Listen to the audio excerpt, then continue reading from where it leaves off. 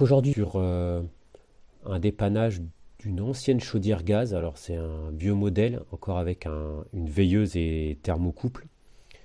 C'est chez une dame qui a 85 ans. On est un samedi soir, il fait froid. Donc là, on teste.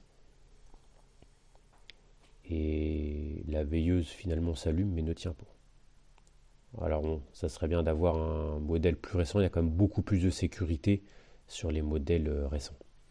Bon, on va essayer de dépanner. Donc là, voilà, c'est l'ensemble veilleuse. On va démonter l'ensemble de la veilleuse avec le thermocouple.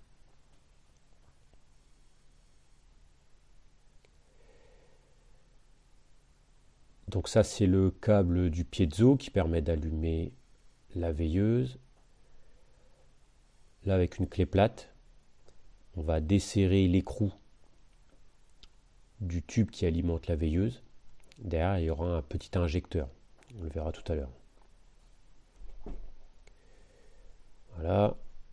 On va essayer de retirer l'ensemble veilleuse. On va retirer les vis.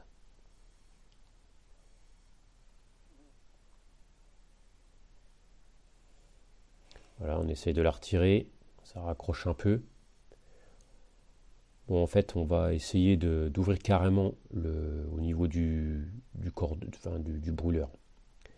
Voilà, donc là, on retire les vis de la plaque du foyer. Alors ça, c'est l'injecteur de la veilleuse. Donc le bloc veilleuse.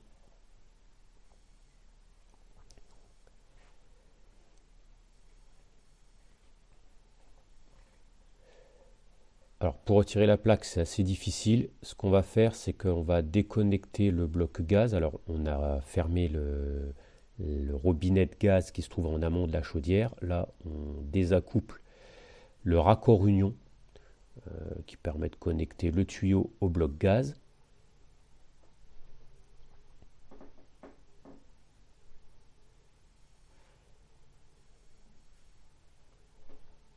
On dévisse.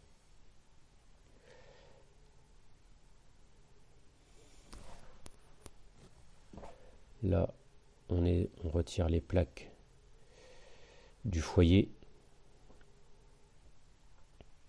Et on va passer un bon coup d'aspirateur dedans parce qu'il y a quand même pas mal de salissures.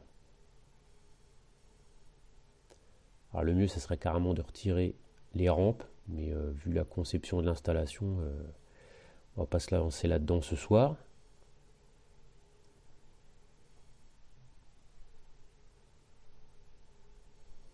Donc on aspire au mieux tout ce qui est tombé dans le fond de la chaudière, le dessus des rampes.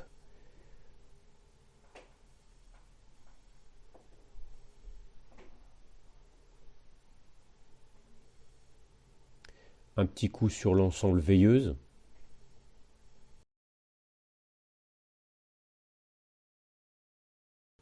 On nettoie bien l'injecteur. Alors des fois avec un compresseur, pistolet du compresseur, on souffle bien l'injecteur et aussi la veilleuse. Et on vérifie visuellement que le petit trou est bon. On va mettre un thermocouple universel. Alors on le compare par rapport à celui qui était monté. Alors avant de démonter le vieux, j'avais mis un petit coup de marqueur pour bien repérer le réglage, pour que le bout soit bien dans la flamme.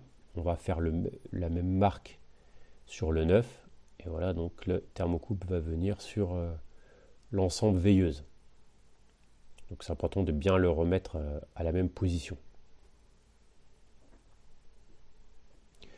Là, on essaie de tout remettre en place.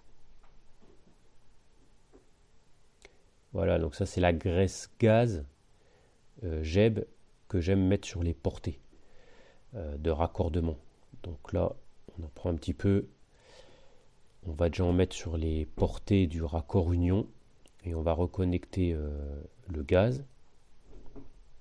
Voilà, donc on en met sur tout le pourtour du cône du raccord union et aussi sur la portée arrière sur laquelle va tourner l'écrou.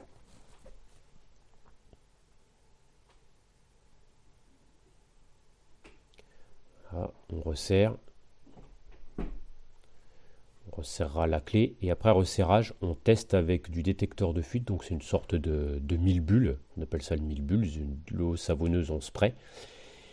On rouvre la vanne gaz et là, eh bien, on ne doit pas avoir de bulles. S'il y a une fuite, ça va se voir tout de suite.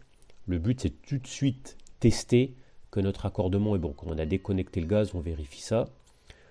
On remet le petit injecteur, on remonte bien le tube.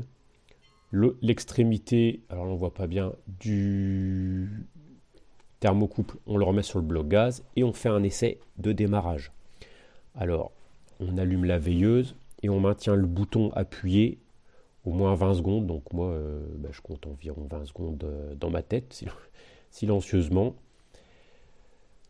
Bon, c'est long lorsqu'on attend. Et au bout de 20 secondes, si on a bien travaillé, la veilleuse doit rester allumée. Donc là, on maintient toujours le bouton. Voilà, on relâche, la veilleuse tient. Ça y est, la chaudière s'est allumée, donc on est en grande flamme. Donc la machine fonctionne. Alors, voilà, un petit test au niveau de la connexion. Voir qu'on n'a pas de fuite au niveau de la connexion gaz de la veilleuse. Puis on va faire un test. On va couper la vanne gaz. Le but, c'est de voir que le bloc gaz coupe bien en absence de flamme. Donc voilà, là j'ai fermé la vanne gaz. Il n'y a plus de flamme et quasi aussitôt je la réouvre. Donc là on ne l'entend pas parce que j'ai désactivé le son, mais en fait on entend le gaz couler. Et là, au bout d'environ 10 secondes, on entend bien le clic du bloc gaz qui coupe l'alimentation. Donc en fait, le bloc gaz et la sécurité du thermo fonctionnent bien. En absence de flamme, ça coupe. Alors, comme la machine est arrêtée, maintenant on va faire un petit test. On va aller relever la valeur qui est au compteur gaz. Et on reviendra dans 5 minutes environ. On va commencer à ranger les outils. Et dans 5 minutes, donc, on revient. On constate que ça n'a pas bougé du tout. Donc au moins, ça permet aussi de revérifier qu'il n'y a pas de fuite sur l'installation. On en profite pour faire une analyse des ventilations dans la cuisine. Il y a une gazinière, donc on doit avoir une alimentation basse, une alimentation haute, qui par contre ici ne sont pas à côte.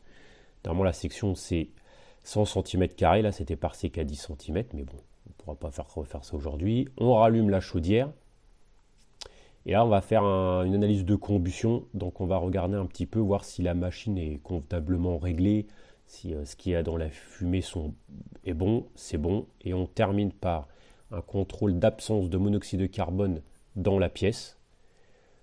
Voilà, très important. Dépannage terminé.